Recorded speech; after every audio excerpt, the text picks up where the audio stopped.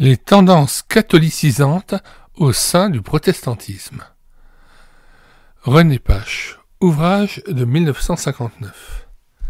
Lecture de l'avant-propos. La présente brochure est simplement documentaire. Elle groupe avant tout des faits et des citations dont chacun pourra tirer les conclusions qu'il jugera bon. Il est nécessaire que cette information soit réunie, car une telle vue d'ensemble échappe à la plupart des croyants.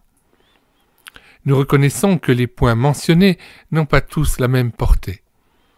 Toutefois, c'est dans la perspective générale qu'ils prennent leur signification. Il est évident aussi que tel geste ou telle attitude mise en cause ne manque pas d'être sympathique à un certain point de vue. Il vaut certes mieux chercher à s'aimer, à se secourir, à prier ensemble, que de se haïr et se faire la guerre. Le point délicat est de savoir sur quelle base cela est réellement possible et comment la recherche de l'unité peut éviter de conduire à la confusion. Au cours de ces dernières années, un fort mouvement tend à rapprocher les unes des autres les diverses confessions chrétiennes. Dans le Conseil œcuménique des Églises se trouvent déjà réunis des protestants, des anglicans, des vieux catholiques et des orthodoxes grecs, dont plusieurs épousent les idées catholiques romaines sur le sacerdoce, l'épiscopat, la succession apostolique, les sacrements, la hiérarchie, la Vierge Marie, la notion de l'infaillibilité de l'Église, etc. Il est un fait en même temps que, au sein du protestantisme, une certaine évolution s'esquisse vers des conceptions et des formes nettement catholiques et que se manifeste ouvertement un désir de collaboration et d'union avec Rome.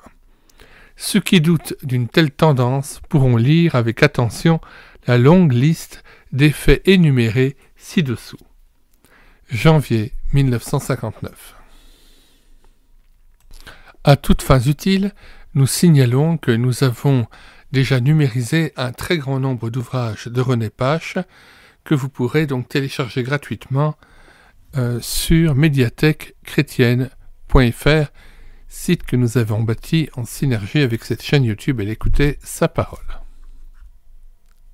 Nous mettons dans les commentaires de cette vidéo le lien de téléchargement gratuit de cet ouvrage. Le téléchargement se fera à partir du site internet médiathèquechrétienne.fr, site que j'ai bâti en synergie avec cette chaîne YouTube et l'écouter sa parole, afin d'assurer la réédition numérique des ouvrages chrétiens épuisés et non réédités.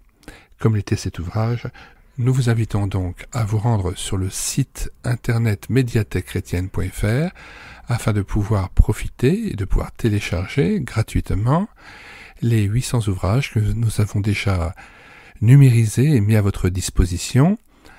Il n'est nul besoin de s'inscrire, vous pouvez directement accéder à partir de la page d'accueil à l'onglet Livres et là regarder les dizaines d'auteurs et les centaines d'ouvrages qui sont déjà disponibles en téléchargement gratuit.